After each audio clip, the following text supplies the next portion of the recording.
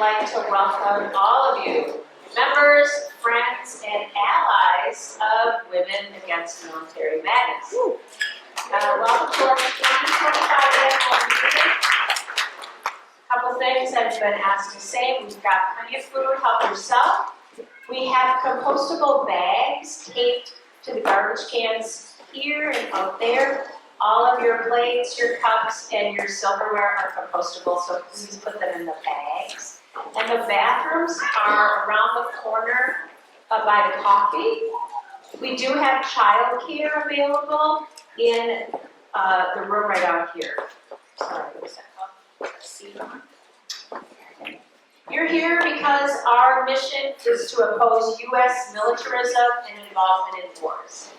WHAM challenges systems of harm, oppression, and exploitation, and helps build movements of solidarity with others for peace and justice. Today across the world, we also acknowledge International Women's Day. In 1908, thousands of garment workers in New York City took to the streets to protest the exploitation they endured in sweatshops.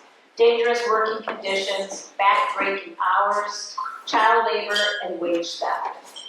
They marched shoulder to shoulder with the suffragettes fighting for women's right to vote. The first International Women's Day was celebrated in 1911 as a global day of action. And it's appropriate that more than 100 years later, women are at the forefront in challenging war and oppression across the globe.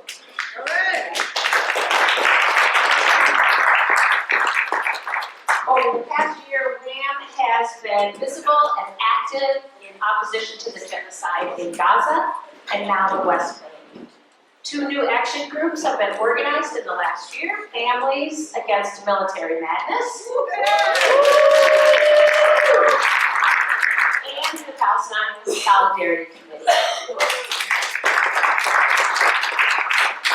WHAM is one of the founding members of the new Anti-War Action Network, a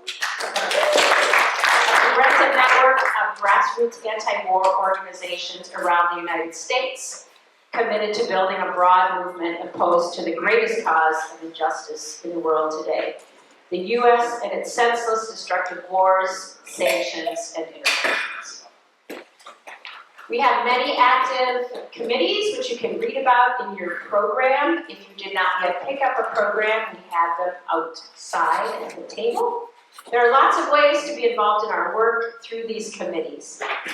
We've got a great program this morning, and we are so glad that all of you are here in solidarity and on behalf of resisting war and oppression in Minnesota, the U.S., and around the world.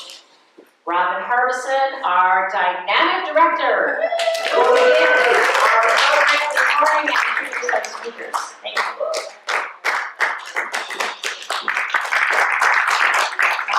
Thank you so much. I'm so excited to see a packed room today. I just want to thank you. My name is Robin. I'm the director at Women Against Military Madness since August of 2023. And just thank you so much for being here and being committed to end U.S. militarism, to fight back against weapons manufacturers, to stand with Palestine and national liberation movements. And just thank you for all of your time and energy and dedication to the struggle. And I'm going to do 2 brief chants and I'll just pass it off to Donna. When I say, just repeat after me. I believe that we will win. I believe that we will win. I believe that we will win. I believe that we will win. And then I'll say, hey, Lockheed, you will see. And then repeat after me. Hey, Lockheed, you will see. Hey, Lockheed, you will see. Palestine will be free. Palestine will be free. Hey, Lockheed, you will see. Hey, Lockheed, you will see. Palestine will be free. Palestine will be free. All right. We have a great program for you today with the No Weapons, No War Training Collective, and Donna, one of our newest board members, is going to introduce you to them. Thank you, Donna. Thank you, Robin. I'm Donna Goodlaxon, and I'm one of the newest board members, but some people remember me from leading a door-to-door Wham canvas in the 80s as an employee of Wham. So it's great to be back after some years in the country. So now I'm back in the city. Great to see so many familiar faces, and it's great to be among this multi-generational group. That's what brings me back and what has brought some of our speakers here today. So I'm so pleased to be friends with and to introduce the No Weapons, No War Training Collective.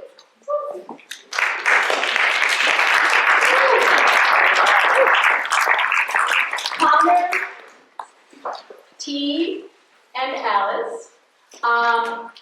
We've all crossed paths at another collective, and that is the Spill Paint Not Oil Art Collective. And the opposite of war isn't peace, it's creation. So getting out there and creating stuff, making art with young people, old people, any people, is what really fuels me and keeps me going. One of the questions there, relationships and what keeps us going. So with that, I just want to welcome you all. It's just the sweetest thing to be growing this movement all the time.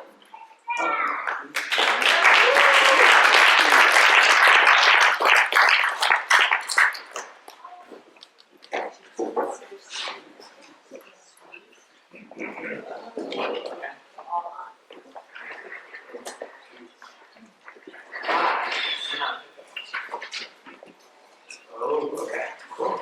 Hi, good morning, everyone. Everyone said. Good morning. My name is Connor. Is here they pronouns. I'm T. I use they, them pronouns. I'm Alice, I use they, them pronouns.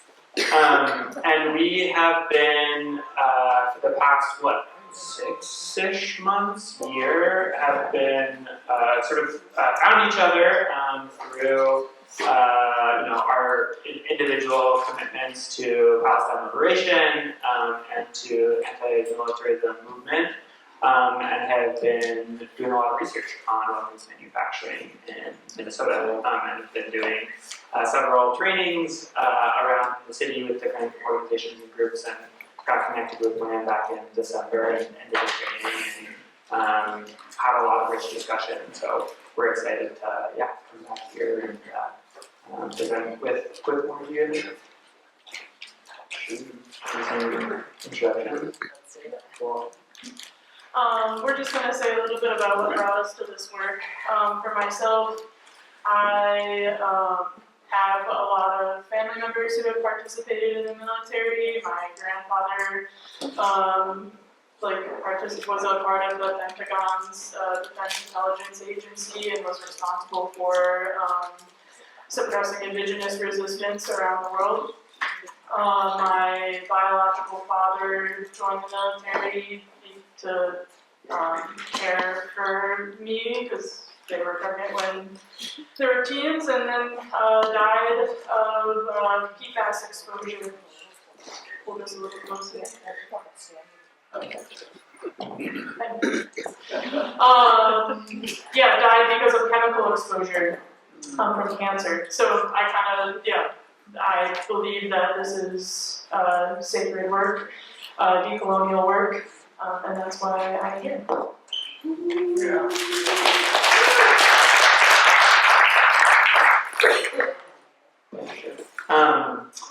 I think like T, for several generations of my family have had family members who have been in the military, and I think recently, and learning more about my family history, of learning how much my family and me individually has been shaped by that experience of family members, and I think that has really hit home in the last few years, and sort of simultaneously have been learning more about how far militarism extends into our lives, and sort of after October 7th, myself feeling very overwhelmed by the state of the world, and what was happening on the other side of the world. Really wanted to feel more grounded and sort of my place in it all. And I think my reaction when I feel overwhelmed is like to come back to place and understand like where I am, and that meant okay, who are the actors who are playing a role in exploring this genocide, and how do they connect to where I am, and how I move about to the cities.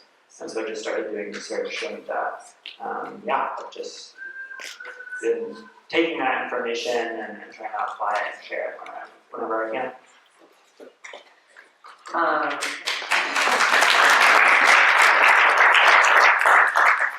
Thank you all. And a little bit about why I'm here. I grew up here in Minneapolis. I was also raised in a Mennonite church, which, if you know anything about them, they are purportedly pacifist. And I also learned when growing up, my dad was working for Honeywell and was saying that he was not working on different projects. And he did leave when they asked him to start creating parts for drones. However, in the past year, learned that he was indeed working on radar systems.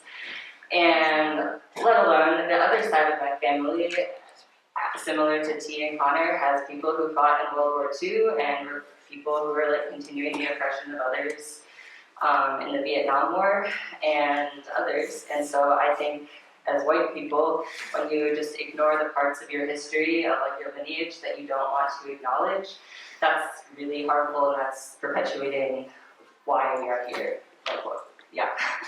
And so that is a little bit about why I'm drawn to like do this work, to not just ignore what my family has done, and to hopefully start to undo some of it. So thank you all for being here today. And I'm sure to meet everybody.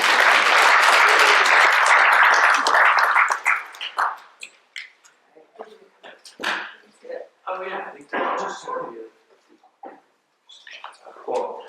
So we had some discussion questions up on the screen earlier, but to just sort of kick us off, we're going to go through just sort of like the landscape of weapons manufacturers in the Twin Cities and greater Minnesota, and this might be a lot of information that y'all already know, and then we're going to have some time for discussion afterwards. But just to sort of kick us off, I think one of the hopes is for us to really understand the web of these manufacturers and how ingrained they are in our lives. So gonna ask for just like 2 or 3 folks to share with us. You can just shout it out. How you interact, consensually or non-consensually, with the military, with weapons manufacturing, with this larger military industry in your daily life.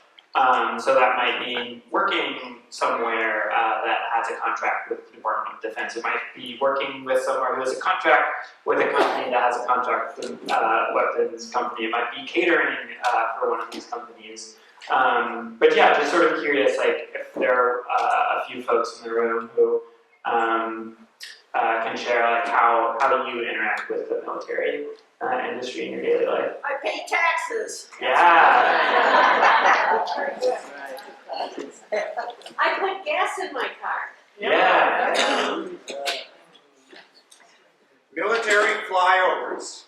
Yeah. Super non-consensual. Definitely. I think about them. Yeah. Absolutely. Sweet. Well, I'm going to pass it over to T here to sort of give us an overview of what is here.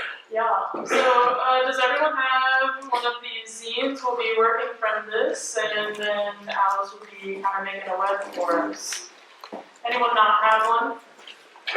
There are some up here in this box. So I'll have you turn to the second page where it has a map of our neighbors. And this is not an exhaustive list. We've heard of some more companies recently, like Polaris, and yeah, so,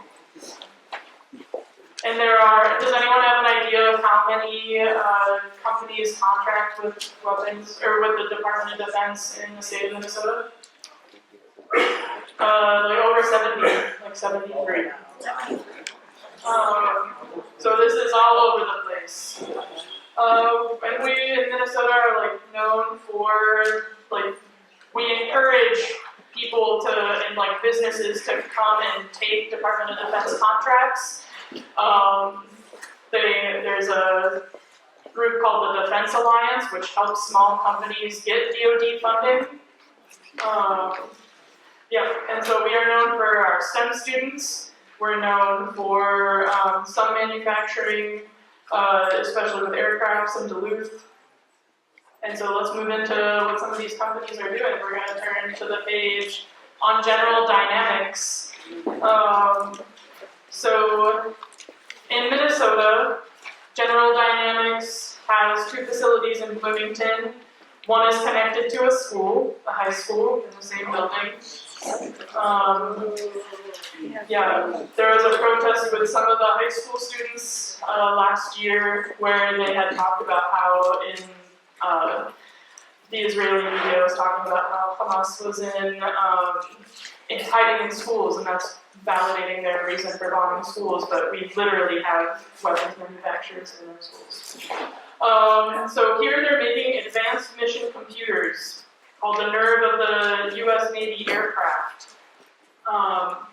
And overall though, they're known for making MK-80 bombs. They use an ableist term called dumb bombs. And so these are like, when you're hearing about Israel getting these 2,000-pound bombs, like that's like what these are. So these are the things that General Dynamics makes. We'll go to the next page. For BAE Systems. BAE Systems in Minnesota, they were in Fridley by the Mississippi River. It's a Superfund site. They've been there since World War II. Superfund site means that it's like toxic public health, environmental disaster. And so they're currently moving to Maple Grove, and at the bottom you'll see that it's a new facility that they call Project Libre.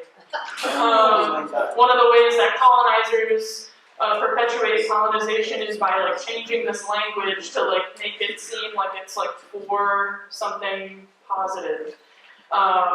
So here they make full spectrum gun systems, weapon launching systems, munitions. One of the only companies here, this one in Northrop Grumman, BAE in Northrop Grumman, make actual munitions. Naval guns, they help with naval ship repair. Yes. And so their new building will be built in Maple Grove. It's pretty close to finish. They also are a large part of like creating electronic warfare systems. So when we think about this web, we're like, okay, General Dynamics makes these bombs that just drop and explode. BAE system is making like launching systems. So this is like what is like shooting the bomb out of the plane, or from the ground or from tanks. Let's go to the next page, to a company that y'all are very familiar with. Lockheed Martin, Forward Edge ASICs, more specifically, is their subsidiary. And they make application-specific integrated circuits, or they design them and like maybe make some prototypes. And they do that because we have paid for them to do that with forgivable loans, despite being the world's largest weapons manufacturer. They just in February 25th. We don't know how connected this is to the weapons industry or if it's just aerospace, but they have now a connection with Honeywell, where they have like the foundry for radiation insensitive application specific integrated circuits. So like Honeywell will be making the circuits that Forward Edge is creating, whether that's for only space or space, aerospace and defense. We are not sure yet. Let's go to the next one. So Northrop Grumman is, we have 5 different locations in Minnesota. They make precision guidance kits here. tank ammunitions, and the stretch tanks for tanks, stretch cannons for tanks. So if we go through the list again, General Dynamics makes the bombs that just drop. BAE system can create a launching system. Forward Edge ASIC designs the chips that would go into the precision guidance kits or whatever other application that they're using it for. But this is like how we're seeing, like they don't exist without the other. They are all the same. They are part of the same beast. And I think I'd just like to note that they are also creating a Homeland Advanced Recognition technology, which is the largest database to collect biometric and biographical data of every immigrant coming and leaving the US, which, like this, has been in creation for a while, but I think the implications of it are really intense with the Trump presidency. But they're collecting face prints, fingerprints, voice prints, your familial relationships, your religious affiliations, and they are just collecting this enormous amount of data. They shouldn't do that. They should the next one we have 3M. And I think we know 3M is kind of Minnesota's little sweetheart. So many people work there. The way that they participate in the military-industrial complex is by using the adhesives, the Post-its, the Scotch tape. They've used that technology to make it easier to put tanks and things together so that so it's lighter to transport. It's easier to transport. They're not as heavy, and so that's what you see on the bottom. Make it light win the fight. They also have poisoned the river that we all rely on for life, and have many thousands of lawsuits against them. We'll go to Honeywell. And Honeywell, another company that makes fans with thermostats, and then also makes the inertial measurement units. So these are how, you had the bombs that drop, the weapon launching system, the computers that make up the system, the guidance kits that make things go to exactly where you want them to be. And then the internal measurement units are what's calculating it in the sky to keep it, if wind blows it off course, it helps get it back. It's measuring that so that the ASIC can tell where to, how to make the bomb move to where they're trying to hit. So the other thing is that they make 85% of the non-nuclear aspects of all nuclear weapons in the US. There's a little bit on the Honeywell project in the end, but there's so many others. There's Chandler Industries, there's Polaris, but I'll stop here for now and pass it on to Thanks, Steve. That's it's a lot of information. It's a lot of heavy information, and I think that for me this has been a really important way to sort of start, right? And I think the three of us come to this with we want to learn, we want to be learning about this stuff, but we also want to be taking action and thinking strategically about what it actually means to interrupt this system that is incredibly decentralized and incredibly invisible. And the first step is to, one, make it visible, but also to understand how do we strategically intervene in these systems. And I'll talk about it in a second. I want to pull out a few more connections specifically to Palestine with some of these weapons manufacturers. As T said, the MK-80 bombs, which General Dynamics is the main producer of, has been one of the main bombs used in Palestine. BAE, they create the weapons launching systems for 155mm artillery shells, which are the sort of most used shell. And there's sort of they're being used so much both in Palestine and Ukraine that there is sort of a worldwide shortage of them. Which is when we think about like how we're intervening, like that is a strategic intervention way of like the supply of the things that are used to destroy homes, to destroy communities, and to kill people. So BAE and Frickley now, soon to be Maple Grove, like makes those weapon launching systems that use those artillery shells. The BAE office here also has a personal relationship with Rafael Industries, which is one of the main Israeli weapons manufacturers and defense contractors. If you're familiar with the Iron Dome security system, Rafael has a hand in that. And BAE specifically works with Rafael Industries in Israel to equip different naval ships with weapons, gun systems that have been documented by human rights groups. Amnesty International investigate those same weapon systems, gun systems that the U.S. has built in partnership with Rafael Industries have been used against Palestinian fishermen. And so I think it's also important to just like understand what is that direct connection.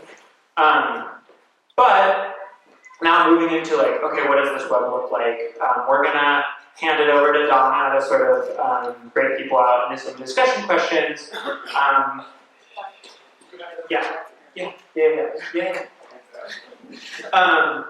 And wanted to provide like a little bit of a framework for how to maybe be thinking about like, what is the action that we can be taking and how do we think strategically about the roles that organizations like WHAM and other liberation groups are participating in. And so we talked about like all these different parts of the bombs or the weapons that are moved through the entire state, right? And that also includes, we didn't talk about it, but like the extraction of the minerals. The iron range, a lot of that steel, a lot of that ore, a lot of that copper, nickel is then being moved into weapons applications. So that's sort of like chain or points of intervention that I think we want to sort of share with you to think about are extraction, so the extraction of the minerals, the transportation of those minerals to manufacturing sites to be processed, and then the transportation after they're processed to then be assembled, and then transportation to the end use. The manufacturing of these weapons. The decision making, the people who make the decisions to give tax breaks to companies like Ford, JSIC, and Lockheed Martin to make Minnesota hospitable. There are those decision makers that we can appeal to. We can appeal to public opinion. We can also intervene with our taxes. We pay taxes, and we can use that as a form of resistance. We can intervene at the point of consumption, choosing what things we collectively purchase, BDS being sort of prime example of that. And then hiring. We can intervene at the point of hiring, of these companies need trained individuals to carry out their tasks. And if we can interrupt that point of hiring, that can be a really influential place to disrupt this system. So, is there anything else that y'all would like to add to the points of intervention? Where does SBI fit? SBI, that's a really good question. The SBI, the State Board of Investments, I think that would fit into I would see that as sort of taxes. Yeah, it's like coming out in the same way. You're paying into your retirement system, and like that's being taken out 2 weeks, just as like your taxes are being taken out 2 weeks. So I think, yeah, I would tie those two together. Maybe it could be taxes and retirement. I mean, I also think if we're looking at the points of intervention, the decision makers who got us to this point of putting the money there is also involved as well. Yes. Okay, I'm gonna hand it over to Donna now, and we're gonna have some time for table discussions, and then we'll probably move back to some reflections, and we're also happy to answer some questions from you all. Okay, this is a time that we get to talk among ourselves. I'm going to invite you to break out at your tables, unless you only have 2 or 3 people at your table. In that case, find another table that you can combine with, so that you're with some people that you don't know and have a group. What we want to do is look at the strengths of WHAM, the future of WHAM, how can we think ahead strategically here. So look at WHAM as a whole, strategy, and brainstorm what some of those things are. We can do some listing with Alice's help after we come back. So what are the strengths of WHAM? How is WHAM already resisting the war machine? Get specific. We need to recognize and acknowledge what we do, celebrate where we're strong.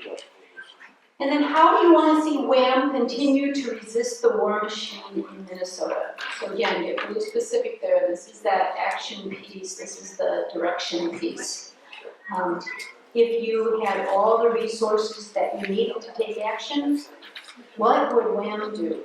So this isn't, Nikki should do this. This is, if we had everything we needed, WHAM would. So this is an opportunity and an invitation to dream. So I'm going to give you all like 5 or 10 minutes. I'll call you back and we'll do some listing. So come up with some answers. Good? All right.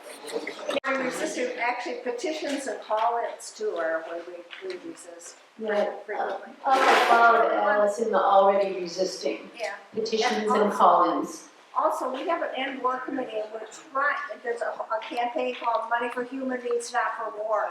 And it's centered around the military budget, which is this huge elephant in the closet. And how to effectively, and people don't, it's just an elephant. And it's going to get to be a bigger elephant with the cutback. So, You got to look at the elephant. yeah. While we were recently talking about the youth, I think de-recruitment is really powerful and a great opportunity to talk about a lot of different things. De-recruitment. I just had a flash of Counter-recruitment. Yeah, that's the word. okay. Of the grandmas showing up to counter-recruit. Or their peers. You don't want that. Beautiful. Outreach in the newspapers with op-eds and letters to the editor. Okay, LTE, letters to the editors, outreach. Penny, did you have one? Yeah, I take my phone a lot. I listen to KGM, to the jazz station, and I recently have been dismayed to hear that they have ads from the National Guard. And this is a station that is supposedly dedicated to students. So they are actively recruiting on that radio station. Right. KTNF 950 has National Guard ads. Yeah, lots of them do. So, how do we summarize that? I mean, we could do our own radio ads, possibly, right? Yeah. Expand media. Expand media. Excellent. Molly. Yeah, this is always something that seems really important. Somehow, if we can increase diversity. Now, I know we can do that with connecting with coalitions, with different organizations, but even having demonstrations in different parts of the cities, to go out there. And I mean, open streets is a great thing that we do during the summer months, and that's good. Maybe somehow doing more of that. Yep. Increase diversity, show up at open streets. I was so heartened when we gathered in my neighborhood close to Forward Edge, and the response that we got at the intersection of Energy Park Drive and Raymond from the traffic was really great. It was just like really uplifting. Increased use of land acknowledgements, acknowledging the indigenous roots of the land. And I would say we have to go beyond that. That we gotta go beyond lip service and recognize our role in that, in the past, because we all come from that.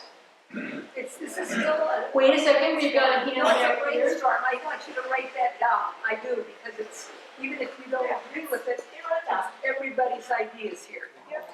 Yeah, I wasn't disagreeing, I was expanding. So I wanna listen to the next comment over here, thank you. From a younger point of view, I think this is something that WAM has already done in a lot of ways, which is work closely with the student movements and organizations on different campuses locally. Back when we had stuff going on in my campus, a lot of WAM members were really supportive and really helpful in that. And I think in view of military recruitment, for example, in the last year I've seen a lot more materials, recruitment materials on my campus, especially for the U.S. Marine Corps. So I think working with local student groups on campuses, again, that would be a good thing to look into, especially because a lot of those connections already exist.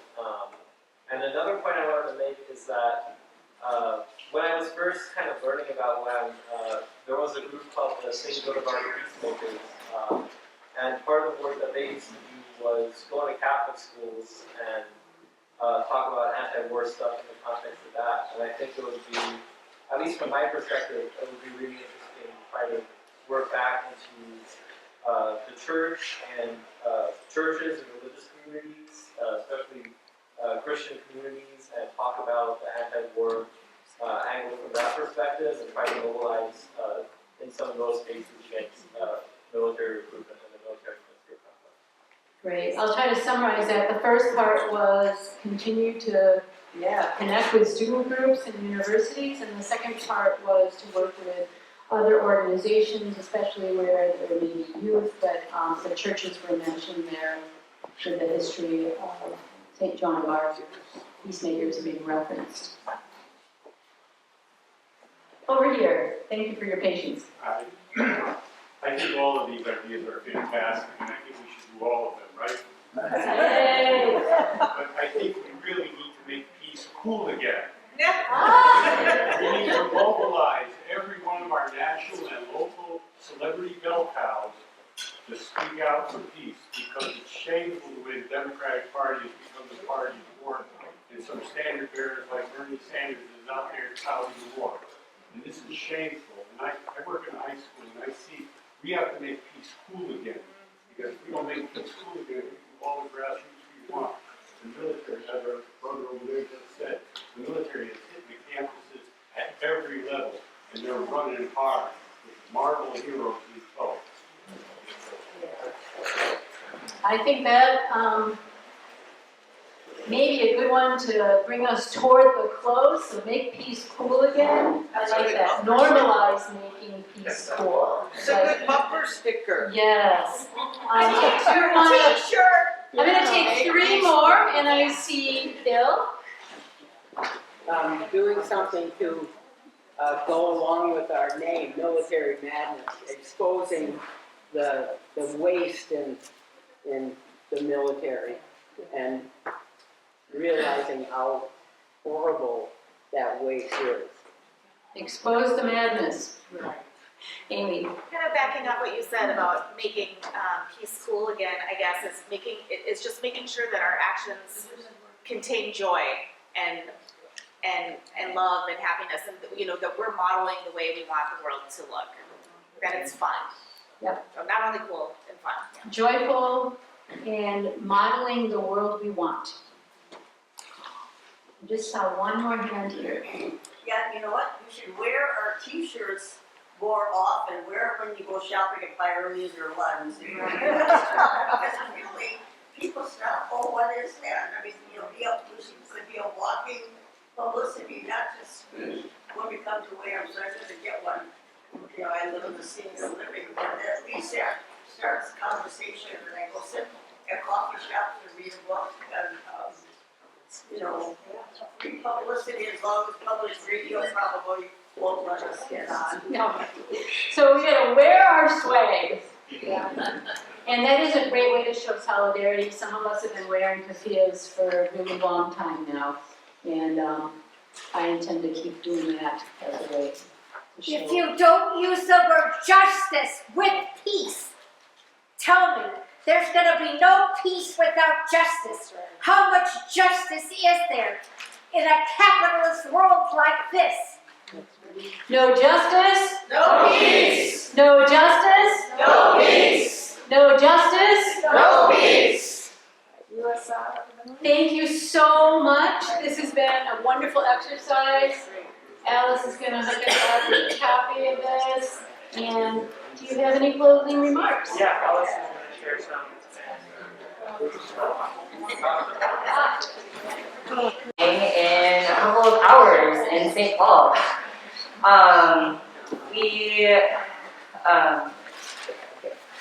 So there's a formal campaign that is being run and organized by PSL and Asians for Palestine, and they're calling it Lockout Lockheed. And I'm just going to kind of go over the couple of goals that they're going to be presenting later today. And just keep in mind, this is just the beginning, and they are encouraging any organizations to get involved. They want to build a coalition around this to create a movement. So the goals that they have are getting Lockheed Martin out of St. Paul, to revoke the state and or city subsidies. What initially caught their attention was that Lockheed Martin is receiving a forgivable loan from the government, and that is ridiculous that a weapons manufacturer is getting a forgivable loan. And they also have the goal of putting pressure on the elected officials in St. Paul and at a state level, interrupting their work and then doing mass political education, which this is kind of part of that. Their demands are to divest public funds from weapons companies, adopt an investment policy that bans arms companies, and rescind public funds in support of Lockheed Martin. If you are interested in scooting over to St. Paul, it's at the St. Anthony Library from 1 to 3. They are going to have food and just be talking a little bit more about all of this. But if you also want to just get their email updates, under the email, there's an email list that they'll be sending out periodic updates about different actions and ways that you can support if that is something that's exciting to you. And I believe they are going to be starting by doing some different flyering campaigns in the direct neighborhoods around where this facility is located. So if that's something that's interesting to either of you, any of y'all, that is where I think they're going to start. And then finally, on the back of the zine that we handed out to y'all, there is a QR code, which if you just point your phone camera at that and then tap, it should pull up with a link. If you want, there is a Substack that some people have been writing different op-eds and research and sharing just different thoughts about getting military out of Minnesota and weapons manufacturers out of Minnesota, and also just imagining what a world could look like in Minnesota without weapons. And we are currently accepting submissions if that is something that you guys want to submit to.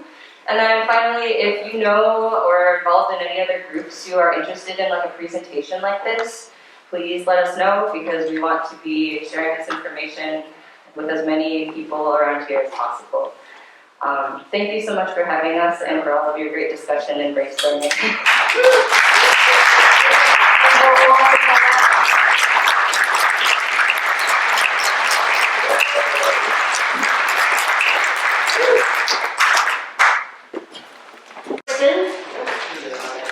I'm going to just say a few things about some of the people who really get our organization moving. Robin Harbison is our phenomenal director since August 2023. Now, I know earlier in the program you said that WHAM is an old guard organization, and Dave said, yeah, emphasis on the old. But here's the point, we're always open and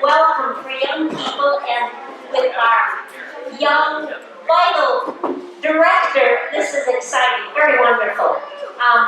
Robin, he is a community activist, has been for quite some time, considering his young age. He's a social media phenomenal and runs our organization like he's been here for many, many years. Can't say enough good things about Robin.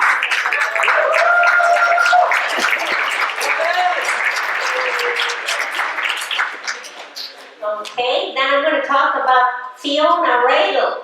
She has been WAM's wonderful office administrator since, again, 2023. She was a wonderful volunteer before that, and we thought, wow, we need somebody who can figure out and learn the program, and that's what Fiona is doing. We are incredibly fortunate to have her. Fiona is always ready to take on new tasks, and is a great communicator and super organized, and I think she really likes this job.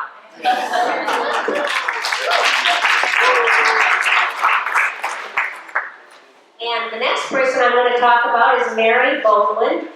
Mary has been a long-time WAM member. She is the newsletter editor, and she has been that since 2009. Yeah, that's wonderful. I suspect everybody here is familiar with the newsletter. It comes out every 2 months. And, I forgot to say, Mary also has been a past director of WAM. And she does such an excellent job editing this newspaper. She is actually an independent contractor. So, again, getting the newsletter hot off the press, Mary is going to talk more about it and talk about the production of the newsletter. So, take it away, Mary.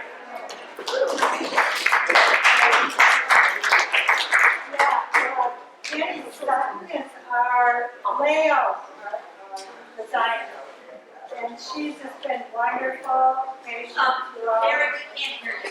You gotta use mine.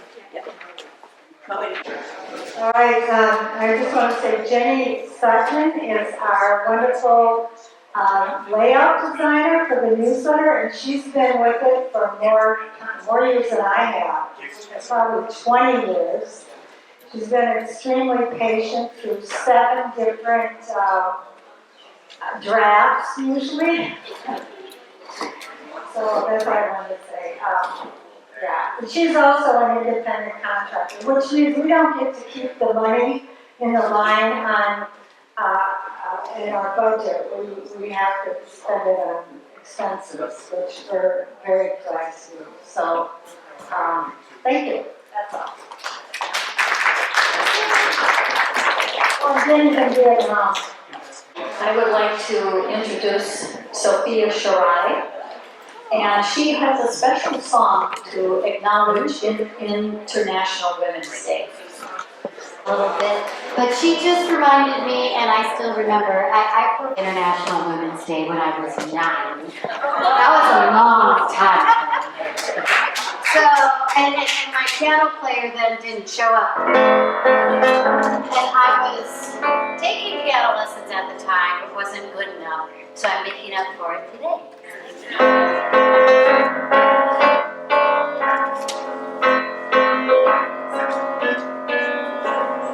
We're clearly soldiers in petticoats, dauntless crusaders for women's votes. Though we adore men individually, we agree that as a group they're rather stupid. Cast down the shackles of yesterday, shoulder to shoulder into the fray. Our daughters will adore us, and they'll sing a grateful chorus. Well done, sister suffragettes.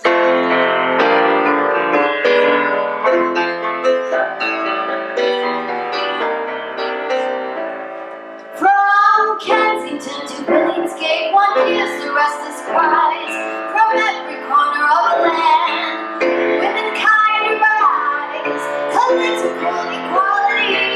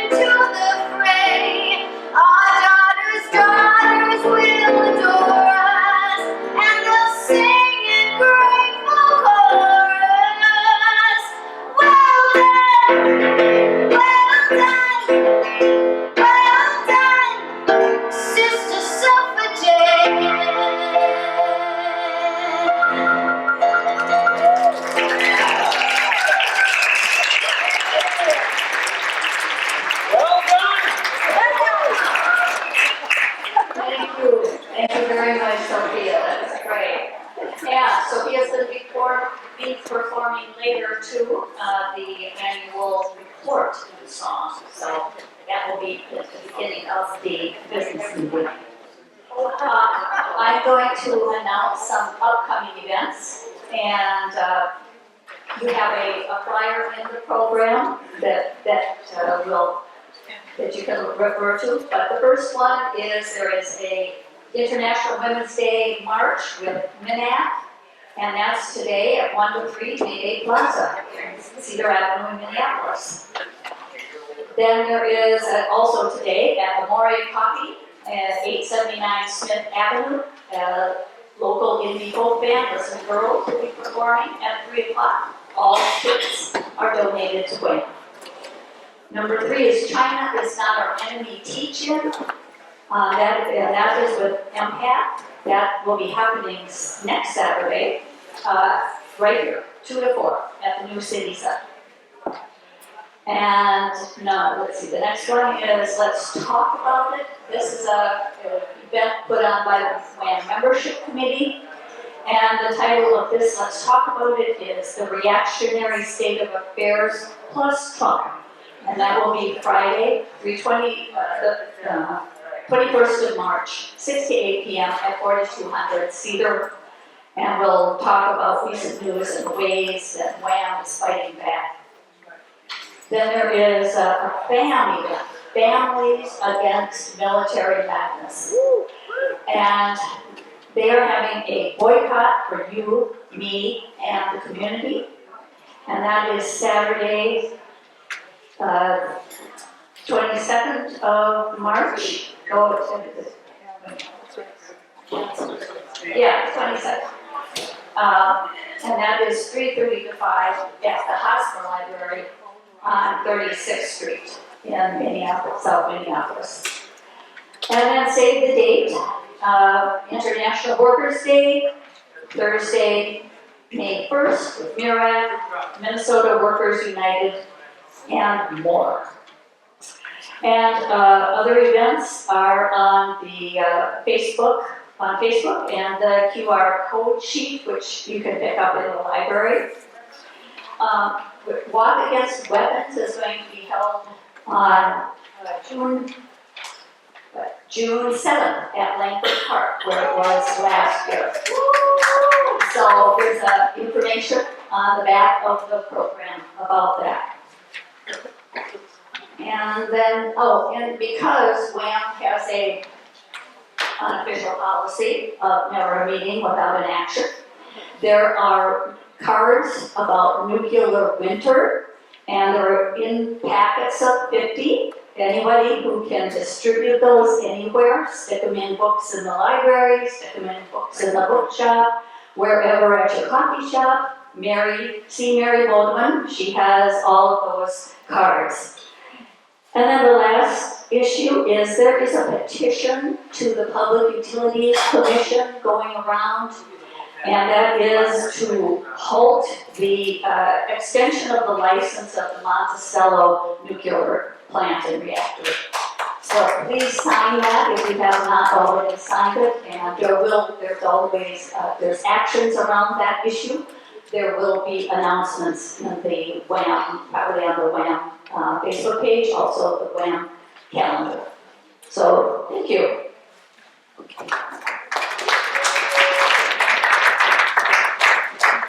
My name is Sarah Olson. I'm a board member with WAM, and I'm going to talk about taxpayers against genocide.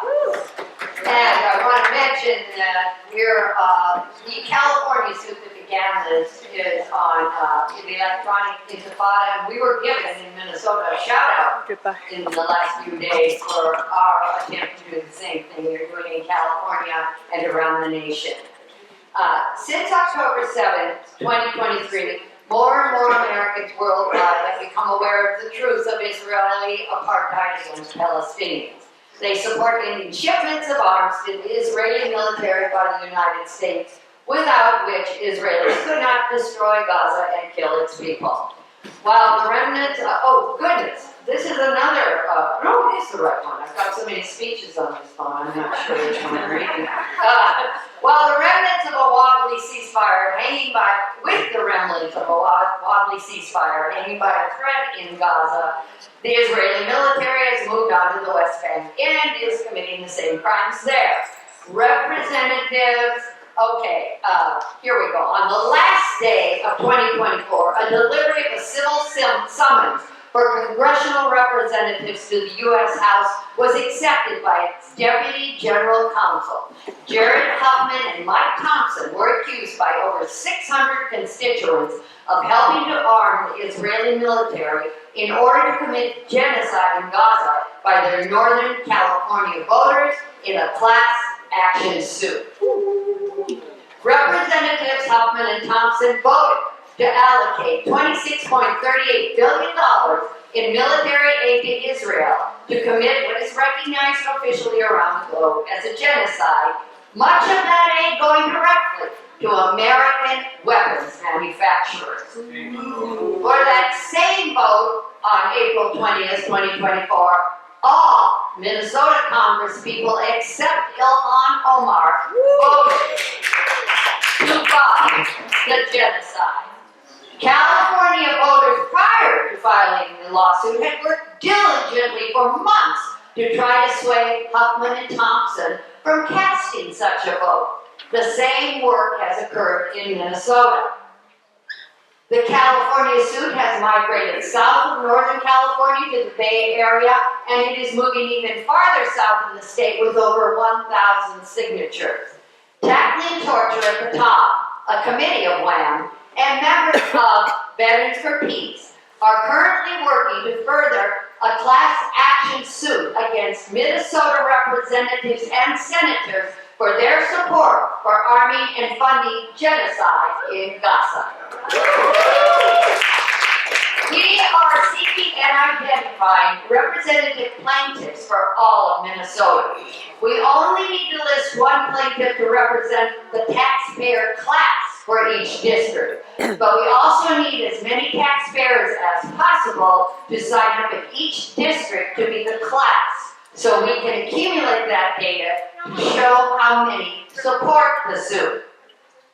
The government would like to stop this. People in other states have inquired of the California people how to go about filing a similar lawsuit. While the California lawsuit has a legal representative to file it, we may file as taxpayers alone. Threats have been lodged against attorneys involved in such actions, we've been told. Attorney I had, Bruce Nestor, said they're threatening to take away their law licenses for filing these things. Please sign up for this. We have petitions and an online address if you haven't already done so. We need names of willing constituents to represent out-state districts. Norman Solomon, journalist and director of RootsAction.org, writes that Congress operates in Washington, D.C. in a bubble, often oblivious to the opinions, needs, and wants of their voters. This lawsuit is an attempt to break through that bubble and wake them up. We've got petitions out on the WAM table, and we have individual half-page flyers with the online address if you want to go online and sign up there. And you can also go on the Electric Intifada, and they have a whole page dedicated to this lawsuit. They're hoping to have it spread across the country. And this is something taxpayers can do as taxpayers to say, we don't want our money going for war. Thanks. Monticello reactor had a disaster. Leaked toxic waste into our river. Nuke watch and Wham together did stand to close the reactor forever. Gates went scored in 24. New members renewed our flight. CDC's fire decrees, Assange was free.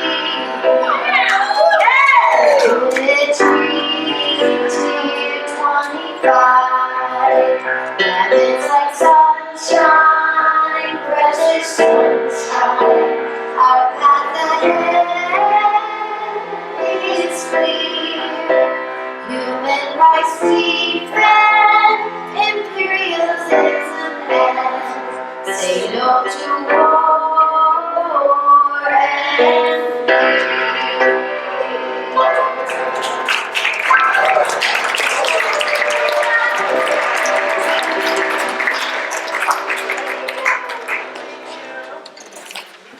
Thank you, Sophia, that was wonderful. Yeah.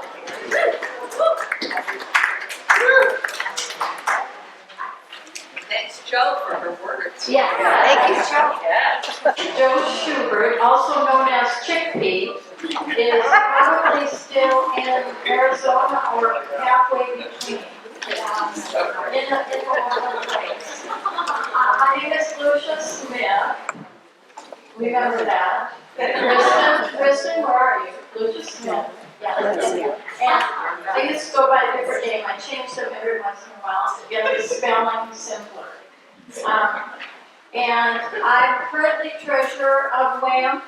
And if you open your booklet to the middle page, you see WHAM's projected budget for 2025 that has been developed and worked on and changed and altered by the WHAM Finance Committee, composed of Donna, who you've met already, and Carol Walker, and me, and the staff people, and occasional others. And then you'll also see what was actually brought in income for WHAM and what WHAM spent in 2024 compared to the budget that we have set in 2024. So one thing that we decided to do to make maybe things a little simpler to think about, because to think about members and people who aren't members of WHAM, it's like who's in, who's out. No, we don't think about it that way. But people who are supporters, so if people support WHAM with an annual donation or a member, we call it a membership renewal, or if they pledge a monthly or quarterly or annual amount to support WHAM, instead of separating those categories, we put them into the third one down in WHAM income that says renewals and sustainers. So that is why that has the little two code numbers this year rather than separate entities. Bequests, the second item on income, a bequest is, some people have named listed WHAM in their wills, and at the time of their death, WHAM receives a donation from that individual who has passed. And that's a really wonderful, generous thing to do. We encourage you to put WHAM into your will, but you can put off passing away for years or decades or half century or anything. It's okay. And of course, we can't budget for that because that's why there's an empty spot there. But I wanted to explain why we can't. We do not budget, of course, for bequests. Notice a ways down, fourth from the bottom of income, annual meeting. It says $3,000 is what we're thinking we would like to bring in this year from this meeting. I know, it's a lot. And last year we didn't bring in that much, closer, it was over $1,700, which is very nice. But if you look at the expense column toward the bottom, 4 up from the bottom, annual meeting expenses, we've kept those pretty low. And part of that, it has to do with the honorarium that we present to the speakers, the individuals, and certainly we will extend an honorarium in a cash check to each of the collective members who gave their presentation today, and we really want to do that. And we also put into that expense account the postage on the postcards that we sent out to people to announce the annual meeting. So those little expenses add up. I mean, not little, I didn't mean unwearing, but the postage, stamps. They cost a lot now. In case you don't know, you don't use the U.S. Postal Service stamps. Expensive. So that is pretty much how it goes, and how it comes and goes. Wham's rent in the building at 4200 Cedar has remained the same thanks to Dave Vicking, who hasn't raised rent, and that is very generous of him to support the organizations that are there in that way. So if you have any questions, our unrestricted grants up in the income part, those are grants that come to us from a couple different places. St. Joan of Arc congregation gives Wham a couple of significant donations each year, and that's very much appreciated. So if you, I thought at one point we should just require every Wham member to join a church so that I can rustle up some money from their congregations for Wham. But if you know of any groups or congregations that might donate to Wham, that would be very wonderful, and they could give us a grant. So that is kind of the overview. Dave Loxton, who's going to make a comment now, said 1 year that he thought it was, I'm going to quote you from another year. He said it was always good that we passed the cash in the baskets before we did the financial report. Because Wham is solvent. We're able, and in the beginning, the Wham founders said we will always have staff people, will have telephones. There were no computers in 1982 and 3 that were useful to office level people. But, and an office space and people to staff it. So that we have done, and Dave has always said it's a good thing we did our little fundraising gig before we did the financial report. No, just a shout out to the finances thing. I always ask, last year did the same thing. I always ask a show of hands if people identify as EM men or people identify as EM. You can become members of WHAM. And I always say, how many men here are members of WHAM? Look at this, that's a good show. Not leaders in WHAM, obviously, but we can support WHAM by, in this small way, and that's, I always say, let's do it. Yeah, thank you, Dave. Yeah, WHAM started up in the early 80s and it was called Women Against Military Madness because that had such a wham, aggressive sounding name. And women felt that they didn't necessarily have much of a voice in other peace groups. But I would ask that you affirm the budget for 2025, and you can do that with applause. Yeah.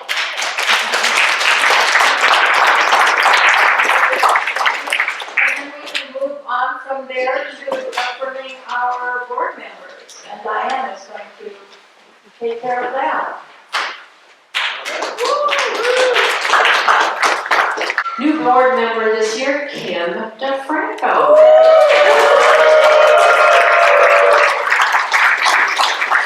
You see Kim a lot at a lot of rallies and demos in the county. Continuing, Amy Danceson. Julie. Andrew Gardner. Ronnie Good-Jackson.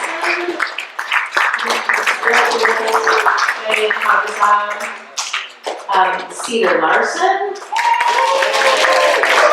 Sarah Martin,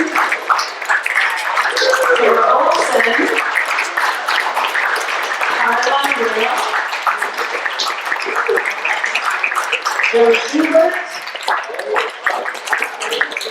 she lives in Arizona, Lucia Smith,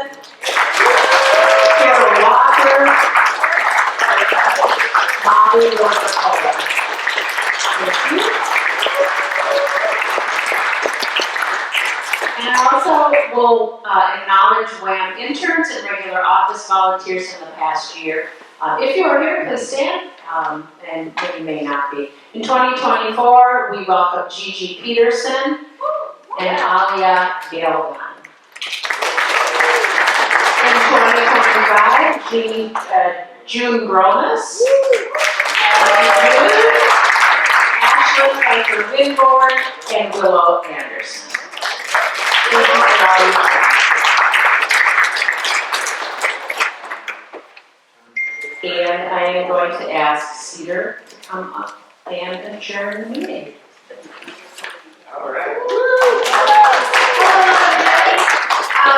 This is exciting because last year the annual meeting was like one of the first things that I did with WAM. So now I can say I've been here for at least a year, over a year.